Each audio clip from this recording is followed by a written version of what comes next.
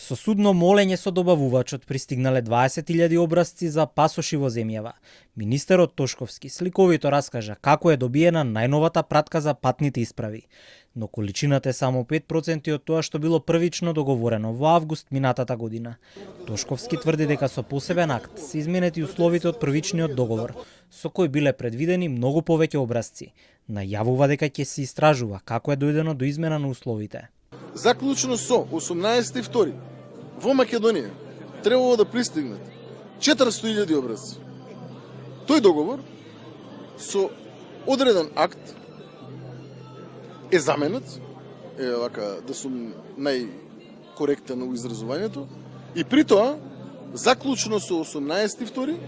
согласно тој договор е превземена обврска негде од прилика во декември месец за 22.000 образци. Во минатото, зборам 2021-2022 година, ако во јануари и во декември имавме барање за сликање од граѓаните од 20 до 40.000 граѓани, 2023 декември и почетокот на јануари имаме над 170.000 луѓе кои побарале и биле услужени да добијат услуга страна на МВР, да бидат сликани дали се работи за лична карта, пасош или возачка дозвола. Граѓаните сега слободно можат да се движат во некои земји и тоа со пасош со старото име, тврди техничкиот министер за внатрешни.